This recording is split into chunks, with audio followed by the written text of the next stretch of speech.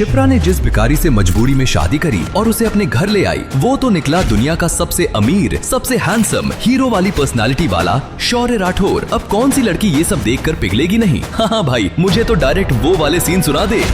वो भी देख लेना। पर शो की कहानी भी किसी बॉलीवुड फिल्म से कम नहीं है। अरबपति शौर्य राठौर भिखारी बनने का नाटक करता है, पर अपनी पत्नी की डूबती कंपनी को डूबने से बचाता है, हेलीकॉप्टर में घूमता फिरता है और ससुर को बचाने के लिए गुंडों से अकेले भर जाता है। लोगों को लगता है वो कोई बहुत बड़ा चोर है, लेकिन जब उसकी असली पहचान सबके सामने आएगी तब सबके होश उड़ जाएंगे। एक बार शो चालू करके सुनिए, बंद नहीं कर पाएंगे। मेरी मत मानो, खुद सुनो और मुझे बताओ। मैं इस भिखारी से कभी शादी नहीं करूंगी। छोड़ो मेरा हाथ। दुल्हन के लाल जोड़े में सजी शिप्रा की आवाज पूरे पंडाल में गूंज उठी, लेकिन उसकी ये हिम्मत ज्यादा देर तक टिक नहीं पाई। अगले ही पल मुख्तार नाम के उस खतरनाक गुंडे ने उसके छोटे भाई राहुल की कनपटी पर बंदूक तान दी।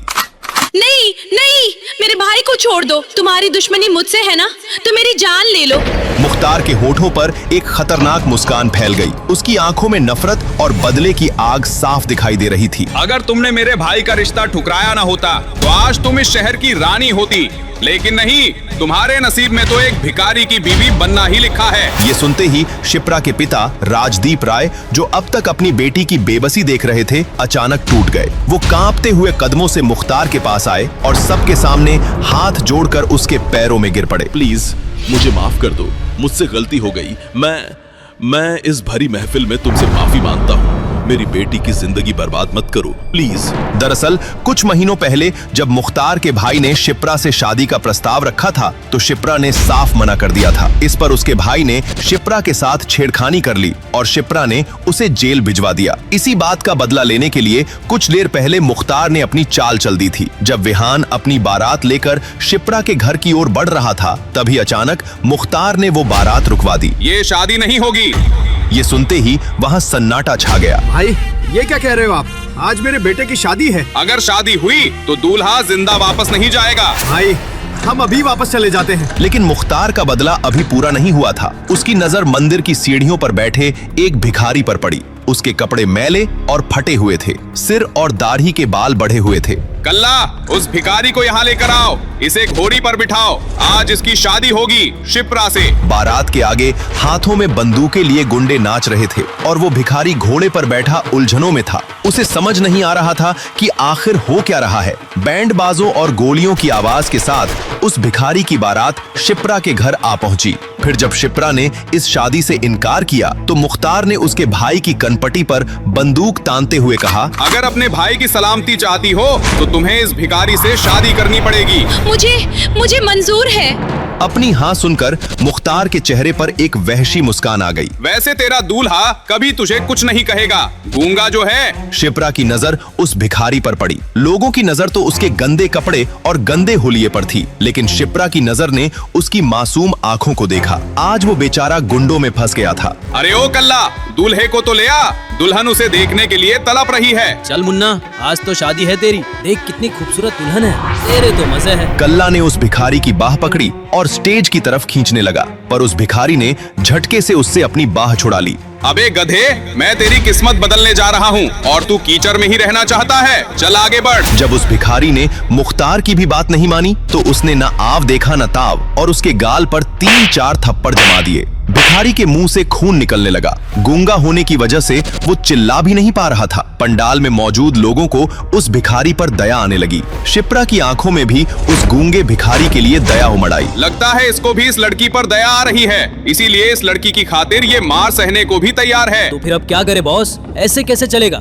इतनी जल्दी तो कोई दूसरा भिखारी भी नहीं मिलेगा। सुन बे भिखारी, ये लड़का अपनी बहन के कारण तो बच गया, पर अगर तू अपनी जिद पर अड़ा रहा तो ये जरूर मारा जाएगा। मुख्तार की इस बात का तुरंत उस भिखारी पर असर हुआ। अब उसकी आंखों में बेचैनी नजर आने लगी। वो कभी राहुल की ओर देख रहा था तो कभी शिप्रा की ओर। अब शिप्रा भी उसकी बेबसी को भली भांति समझ रही थी। क्या हुआ? तुम्हें मेरी बात समझ नहीं आ रही, या तुम चाहते हो कि इस लड़के की बलि चढ़ जाए? इतना बोलकर मुख्तार ने अपने चाकू की धार फिर से राहुल के गले पर सटा दी। उसका इतना करना था कि भिखारी स्टेज की तरफ खुद बढ़ गया। अरे वो पंडित, शुरू हो जा। पंडित जी ने डरते डरते मंत्र पढ़े, फेरे हुए और उनकी शादी पूरी हो गई। शिप्रा ने अपनी शादी को को लेकर न जाने क्या क्या सपने देखे थे, पर आज वो इतनी मजबूर थी कि उसे एक भिखारी से शादी करनी पड़ रही थी। शादी के लिए आए सभी इज्जतदार लोगों के बीच शिप्रा और उसके परिवार की इज्जत तार तार हो चुकी थी। बधाई हो बलवंत राय, आज तुम्हारी पोती ने तुम्हारा मान बढ़ा दिया। मुख्तार ने राहुल को छोड़ दिया और वहाँ से बाहर जाने को मुड़ा, पर फिर कुछ याद आते ही शिप्रा के पास गया। देखा मुझसे पंगे लेने का अंजाम, आज इस भिखारी की पत्नी बनी हुई हो। हैप्पी मैरिज लाइफ, जमकर सुहागरात मनाना। इसके बाद मुख्तार हंसता हुआ वहाँ से चला गया। जैसे ही मुख्तार अपनी गैंग के साथ यहाँ से निकला, शिप्रा अपनी जगह पर ही बेहोश होकर गिर पड़ी। क्या हुआ मेरी बच्ची को? अरे कोई देखो जरा। घबराने की जरूरत नहीं है, ज्यादा स्ट्रेस के कारण ये बेहोश हो गई है, थोड़ी देर में होश में आ जाएगी। उसकी बात सुनकर राहुल अपनी बहन को उठाकर अंदर चला गया। वहाँ मौजूद रिश्तेदार भी धीरे धीरे अपनी हंसी दबाते हुए वहाँ से निकलने लगे। मौका पाकर वो गूंगा भिखारी भी चुपचाप वहाँ से मंदिर की तरफ चला गया। होश में आते ही शिप्रा रोने लगी। तुम रो मत, हम जल्द ही उस भिखारी से तुम्हारा तलाक करवा देंगे। पर शिप्रा ने जैसे अपने मन में कुछ कठोर फैसला ले लिया था। उसने तुरंत अपने आंसू पोंछे। चाहे कुछ भी हो दादाजी, और चाहे वो कोई भी हो, अग्नि के फेरे लिए हैं उसने मेरे साथ। मेरी मांग में सिंदूर भरा है और आज से वही मेरा पति है। मैं इस शादी को पूरे सम्मान के साथ ये निभाऊंगी। सुनकर शिप्रा की चाची सरला बोली, ओहो, बढ़िया ही सती सावित्री बनने वाली। सुन ले, वो बदबूदार भिखमंगा हमारे घर में नहीं घुसेगा। तुझे इतना ही प्यार आ रहा है उस पर, तो तू भी उसके साथ मंदिर की सीढ़ियों पर बैठ जा कटोरा लेकर। दूसरी तरफ इन सब फैमिली ड्रामा से दूर वो भिखारी वापस मंदिर के पास चला आया और कटोरा लेकर वापस बैठ गया, वैसे ही चुपचाप। कोई नहीं कह सकता था अभी अभी उसके साथ इतनी बड़ी घटना हुई है। अगले ही दिन शिप्रा और उसका परिवार मंदिर में पूजा करने पहुंचा। उन लोगों को देखते ही वो भिखारी एक पेड़ की आड़ में छुप गया। शिप्रा की नजर बार बार उसे ढूंढ रही थी, मगर वो भिखारी उसकी नजरों में आना नहीं चाहता था। जैसे ही शिप्रा और उसका परिवार मंदिर की सीढ़ियां चढ़कर ऊपर पहुंचा, वहां 3-4 बड़ी गाड़ियां आकर रुकी और उनमें से 20-22 गुंडे उतरे और साथ में उतरा मुख्तार का भाई रजत। घेर लो मंदिर को, देखो कोई भाग न पाए। अभी कोई कुछ समझता तब तक सारे गुंडों ने मंदिर को घेर लिया और रजत 2 गुंडों के साथ सीढ़ियां चढ़ता हुआ मंदिर के अंदर चला गया।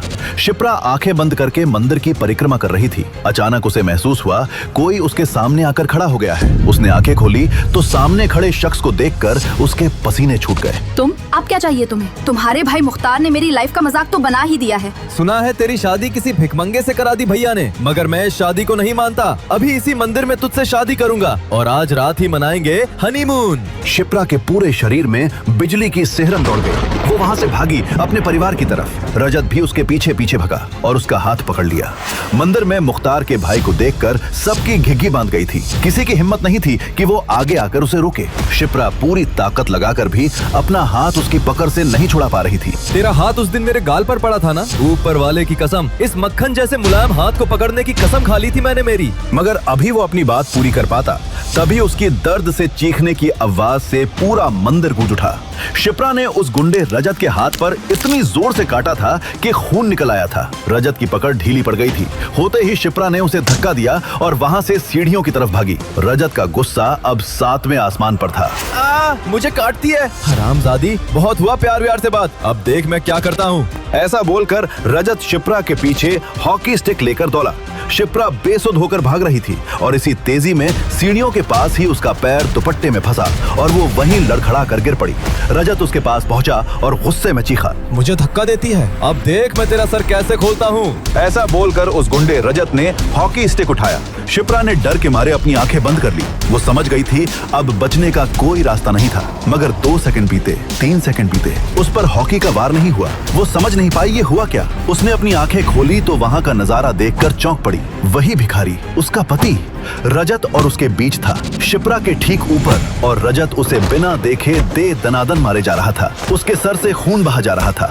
अचानक रजत का भी ध्यान इस बात पर गया। उसने उस भिखारी को देखा तो हॉकी मारना बंद करके कहा, अच्छा पति परमेश्वर जी, ये अच्छा है, अब ये विधवा होगी और फिर मैं इसके साथ सुहागरात मनाऊंगा। विधवा विवाह तो अच्छी बात है ना, समाज सेवा कर रहा हूँ मैं। मगर खून से लथपथ उस भिखारी ने तभी अचानक एक छलांग लगाई और रजत को ऐसा धक्का धक्का दिया कि वो सीढ़ियों से गिरता हुआ नीचे गिर पड़ा। उसके शरीर से जगह जगह से खून बहने लगा। मगर तभी वहां पुलिस की गाड़ी आ गई। शिप्रा और उसके परिवार ने पुलिस को देखा तो उनकी जान में जान आई। वो दौड़ते हुए पुलिस के पास पहुंचे और जैसे ही इंस्पेक्टर से कुछ कहने ही वाले थे कि इंस्पेक्टर ने कहा, पकड़ के थाने ले चलो उस भिखारी को। मैडम आप घर जाइए, ये पुलिस का मामला है। मुख्तार भाई के भाई पर हमला किया है इस भिखमंगे ने, इसकी सजा इसे बराबर मिलेगी। मगर इंस्पेक्टर साहब, उसने तो मुझे बचाया है। अभी शिप्रा कुछ कहती तभी उसकी चाची सरला ने उसे बीच में टोकते हुए कहा, एक काम कर, तू भी इसके साथ थाने चली जा। जेल में तोता मैना का खेल खेलती रहना। ऐसा बोलकर सरला शिप्रा का हाथ पकड़कर जबरदस्ती वहां से ले गई। पुलिस वाले ने उस भिखारी को पकड़ लिया। वो भी चुपचाप उनके साथ थाने चला गया। थाने पहुंचकर इंस्पेक्टर ने उस भिखारी को उल्टा लटका दिया और बेल्ट से मारने लगा। साले, मुख्तार भाई से पंगा लेता है, तेरी चमड़ी उधेड़ दूंगा। मगर भिखारी अब भी चुपचाप मार खा रहा था। उसकी पीठ से खून बह रहा था, लेकिन उसने एक आह तक नहीं भरी। इंस्पेक्टर ने जैसे ही फिर से बेल्ट उठाई, थाने का दरवाजा धड़ाम से खुला। अगर अपनी नौकरी प्यारी है तो रुक जाओ इंस्पेक्टर। तुम जानते हो तुम किसे पकड़ लाए हो? हम सबकी वर्दी उतरवाओगे तुम। चलिए आपको हॉस्पिटल ले चलते हैं, बहुत चोट लगी है आपको। जय हिंद सर। ये भिखारी, इसने मुख्तार भाई के क्या मतलब सर? ये तो उस मंदिर का। कमिश्नर ने अपना मोबाइल निकालकर इंस्पेक्टर को कुछ दिखाया। वो देखते ही इंस्पेक्टर थर थर कांपने लगा। शौर्य राठौड़ ऐसे? माफ कर दीजिए, आप जो कहेंगे मैं मानूंगा। आपने बताया क्यों नहीं? उस मुख्तार की बातों में आ गया मैं। उसने तुरंत उस भिखारी को खोला और अपने जूते से खुद को मारने लगा। मैं ठीक हूँ और हाँ, किसी को पता नहीं चलना चाहिए मैं कौन हूँ। जी। भिखारी शौर्य वहां से निकला और वापस मंदिर के सामने जा अपने सर पर चोट वाली जगह थोड़ी मिट्टी रगड़ी और कटोरा लेकर बैठ गया, बिल्कुल चुप। उधर शिप्रा ने अपने घर की बालकनी से उसे देखा तो चौंक पड़ी। वो निकलकर उसके पास गई और कहा, आपको बहुत चोट आ गई मेरे कारण, मुझे माफ कर दीजिए, आप घर चलिए मेरे साथ। शौर्य ने कुछ नहीं कहा और चुपचाप उसके साथ उठकर चल दिया। जैसे ही वो लोग घर के दरवाजे पर पहुंचे, चाची सरला ने रास्ता रोक लिया। इस बदबूदार भिखारी को अंदर लाई तो तेरा सर होगा और मेरी जूती। इन सब का कारण तू है शिप्रा। किसने कहा था उस मुख्तार के भाई को झापड़ मारने को? चाची, जान बचाई है उसने मेरी। शोर शराबा सुनकर पूरा परिवार दौड़ा दौड़ा गेट पर आया। वहाँ का नजारा देखकर दादाजी दंग रह गए थे। सरला चाची बोले जा रही थी। अभी सरला आगे कुछ कहती कि दादाजी गरजे, सरला बस बहुत हुआ। उसकी जगह तेरी बेटी होती तो क्या तू उसका ब्याह उस गुंडे से कर देती? शिप्रा ने जो किया वो सही किया। अगर तुम्हें कोई दिक्कत है तो तुम घर छोड़कर जा सकती हो। इसे मॉल ले जाओ और इसके लिए कुछ अच्छे साफ कपड़े खरीदवा दो। सब ये सुनकर सन्न रह गए। सरला चाची चुपचाप अंदर चली गईं। दादाजी ने शिप्रा से उस भिखारी की चोट पर दावा लगाने को कहा और अपने पोते राहुल से कहा, जी दादाजी।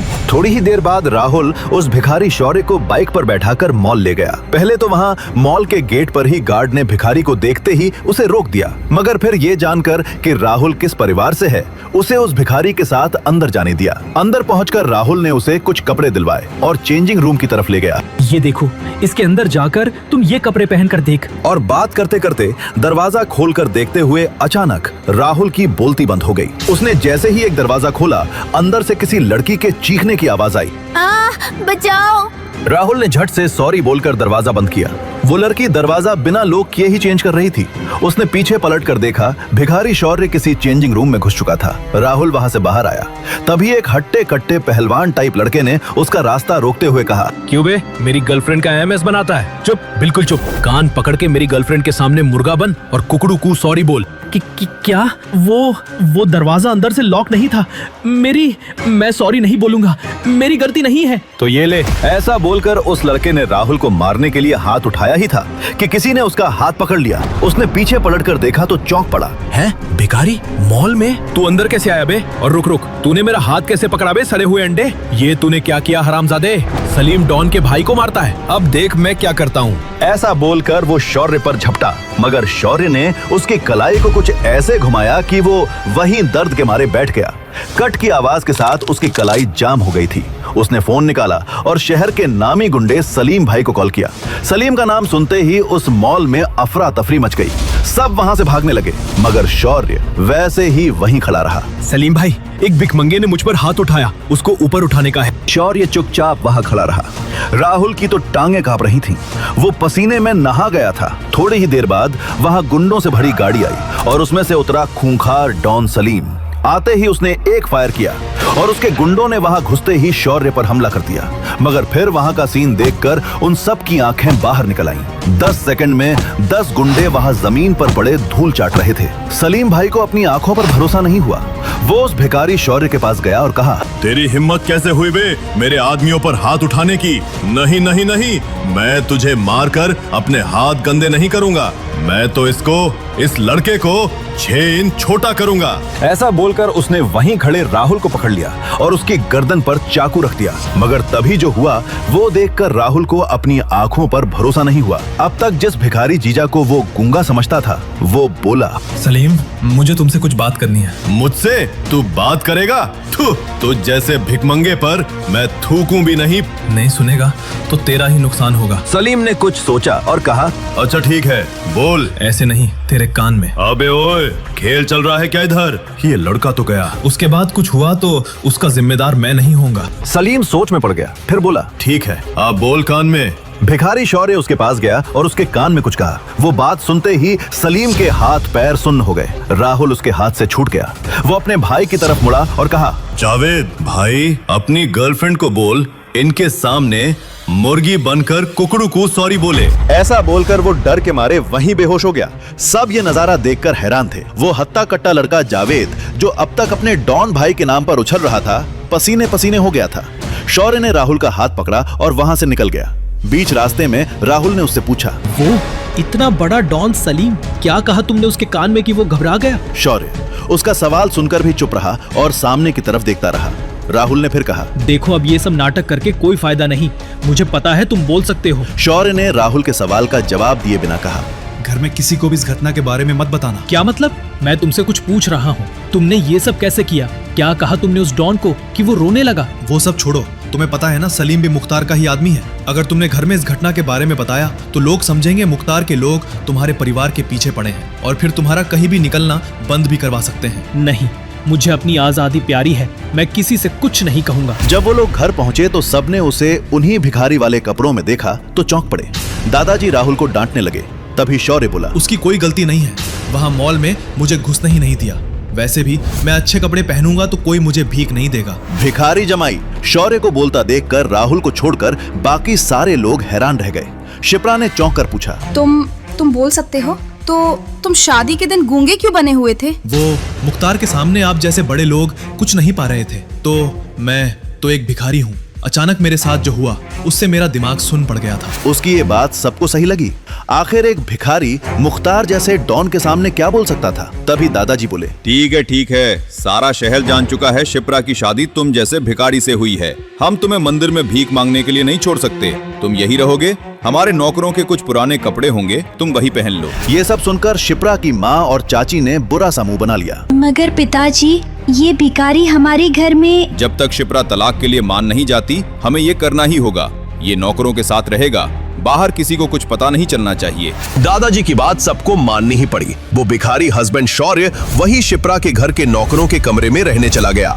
अगली ही सुबह शिप्रा अपने फोन पर पैनिक होकर किसी से बात करते हुए निकली। नहीं अनिश, तुम ऐसा नहीं कर सकते। तुम्हारे मॉल में सबसे ज्यादा बिक्री मेरे ही ब्रांड के कपड़ों का है। तुम मेरे ब्रांड को वहाँ से हटा कैसे सकते हो? उधर से अनिश नाम के उस बिजनेसमैन ने कुछ ऐसा कहा जिसे सुनकर शिप्रा और तमतमा गई और कहा, ठीक है, मैं वहीं आकर तुमसे बात करती हूँ। ऐसा बोलकर शिप्रा गुस्से में घर से A to Z मॉल के लिए निकल गई। A to Z mall Rajasthan का सबसे बड़ा मॉल था और शिप्रा की क्लोथ कलेक्शन की सेल का सबसे बड़ा हिस्सा वहीं से आता था। वहाँ के मालिक अनिश ने अचानक शिप्रा के ब्रांड को अपने मॉल में बैन कर दिया था और उसके ब्रांड के सारे कपड़े वहाँ से हटा दिए। शिप्रा जब गुस्से में वहाँ पहुँची तो अनिश अपने कैबिन में चिल कर रहा था। अंदर घुसते ही शिप्रा उस पर चीखने लगी, मगर अनिश को इन सब से कोई फर्क नहीं पड़ा। उसने एक कुटिल मुस्कान देते हुए कहा, एक लड़की जिसका हस्बैंड रास्ते का भिखारी हो, उसका ब्रांड हमारे मॉल में होने से बहुत ही बदनामी हो रही थी। वो ब्रांड हमारे स्टैंडर्ड को गिरा रहा था। ये सुनकर शिप्रा जितना चौंकी उतना ही और गुस्से में भी आ गई।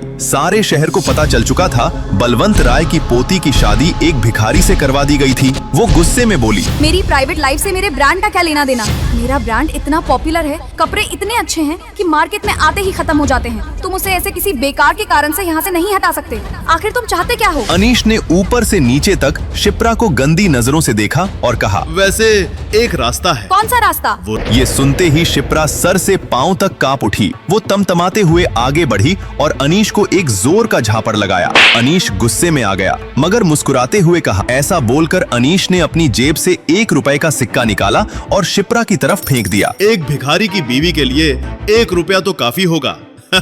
शिप्रा गुस्से और शर्म के मारे वहां से निकल गई। वो घर पहुंची तो देखा उसकी माँ उस भिखारी दामाद से पोंछा लगवा रही थी। उस भिखारी को अपने सामने देखकर उसका गुस्सा और बढ़ गया। शिप्रा की माँ ने जब उसे इतने गुस्से में देखा तो पूछा, क्या हुआ शिप्रा बेटा, क्या कहा उस अनीश ने? शिप्रा ने अपनी माँ को सारी बात बताई। ये सुनकर उसकी माँ ने गुस्से में उस भिखारी दामाद को लात मारते हुए कहा, सब इस भिखमंगे की वजह से हुआ है, भाग यहाँ से, राहु केतु की औलाद। शिप्रा का भिखारी पति वहाँ से उठकर चुपचाप चला गया। अपने कमरे में जाकर उसने राय मेंशन के बूढ़े नौकर से उसका फोन मांगा और कहीं कॉल किया। थोड़ी ही देर बाद शिप्रा का फोन बजा। उसने देखा ये अनीश का फोन है। अनीश का फोन? इसकी मैं अभी बंद बजती हूँ।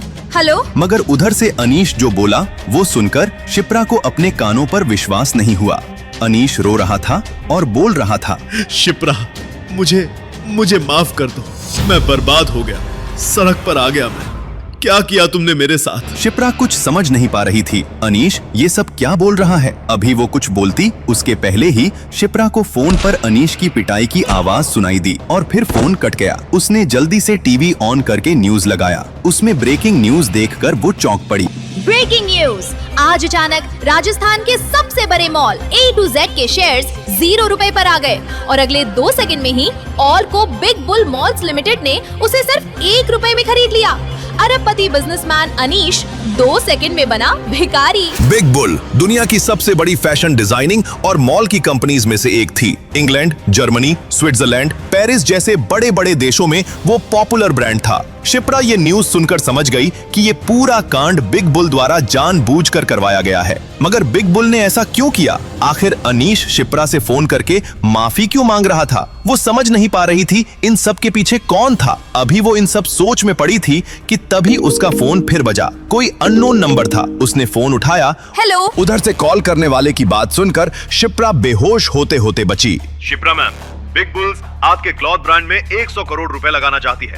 साथ ही बिग बुल के दुनिया भर के आउटलेट में आपके ब्रांड के कपड़े लगाए जाएंगे। आप बिग बुल के ऑफिस आकर कॉन्ट्रैक्ट साइन कर लीजिए। शिप्रा ये सुनकर खुशी से पागल हो गई, मगर अब वो और ज्यादा कंफ्यूज हो रही थी। ये तो पक्का कोई करवा रहा है, मगर कौन और क्यों? और अनीश के कैबिन में जो हुआ वो तो मैंने सिर्फ मॉम को बताया, तो ये सब किससे और कैसे पता चला? तभी शिप्रा कुछ सोचकर चौंक पड़ी। वो भिखारी?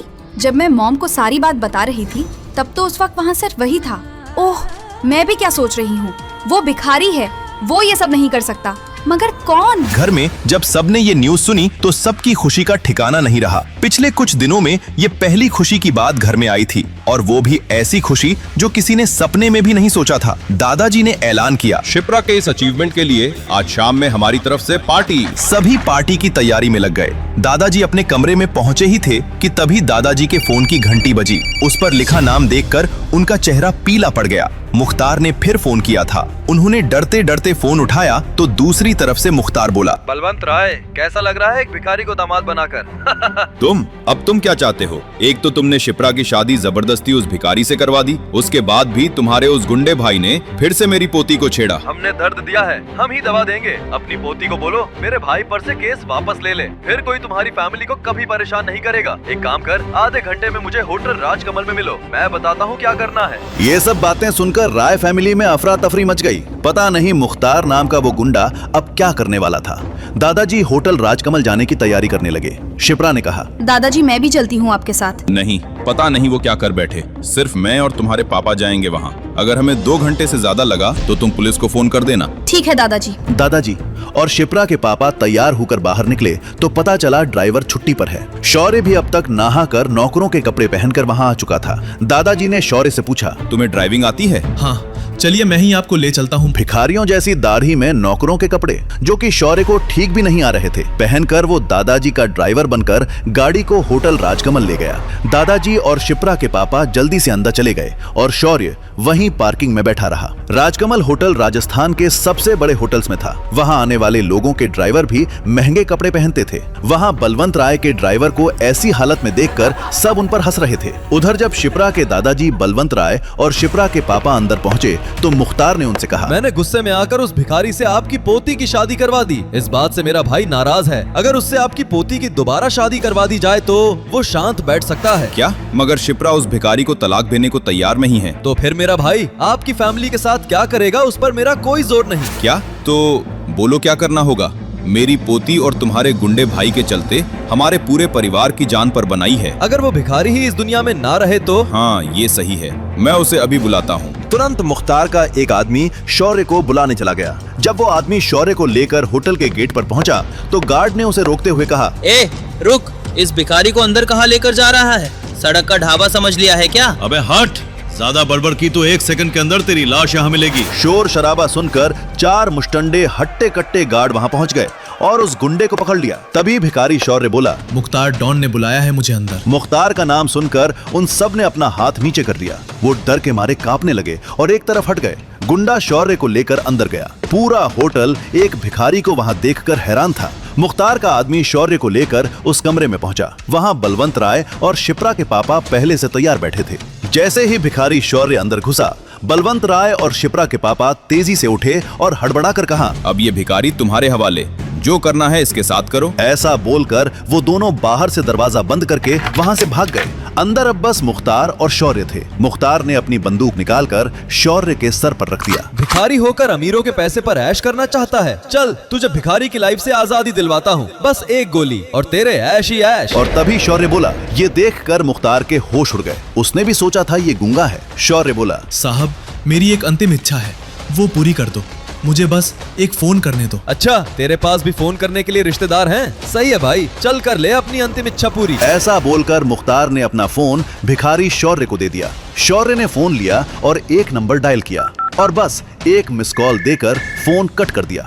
मुख्तार ये देखकर हंसने लगा। अबे ये तुझ जैसे भिखमंगे का फोन नहीं है कि मिस कॉल दे। मुख्तार डॉन का फोन है, मुख्तार डॉन का। कर ले बात, तेरे पास बस 1 मिनट है। अभी मुख्तार डॉन अपनी बात भी पूरी नहीं कर पाया था कि तभी वहां आसमान में हेलीकॉप्टर्स की आवाज गूंजने लगी। होटल के सामने धुल का गुबार छा गया। मुख्तार चौंक पड़ा। हेलीकॉप्टर्स, ये किसने बुलाया? ए भिखारी, किसे मिस कॉल दिया था तूने? कौन है तू? शौर्य अपनी जगह पर खड़ा होकर मुस्कुरा रहा था। क्या सच में वो हेलीकॉप्टर भिखारी शौर्य के लिए आए हैं? क्या सच में शौर्य के मिस कॉल का कोई संबंध है उन हेलीकॉप्टर से? क्या शौर्य जो दिखता है वो है नहीं? कौन है वो? क्यों भिखारी बनकर रहता है? क्यों उसके लिए कमिश्नर से लेकर मुख्यमंत्री तक बिछे रहते हैं? क्या बिग बुल कंपनी का शिप्रा को ऑफर और शौर्य के एक फोन कॉल का कोई संबंध है? सलीम डॉन से मॉल में क्या कहा था उसने कि वो डर के मारे कांपने लगा? क्या शौर्य शिप्रा के दादाजी और उसके पापा से बदला लेगा या नहीं? क्या होने वाला है आगे? नीचे दिए गए इंस्टॉल बटन पर क्लिक करके डाउनलोड कीजिए पॉकेट FM और फ्री में सुनिए एक रहस्यमयी भिखारी की कहानी, बेगर हस्बैंड। ये कहानी सिर्फ पहले 100 लोगों के लिए ही फ्री है।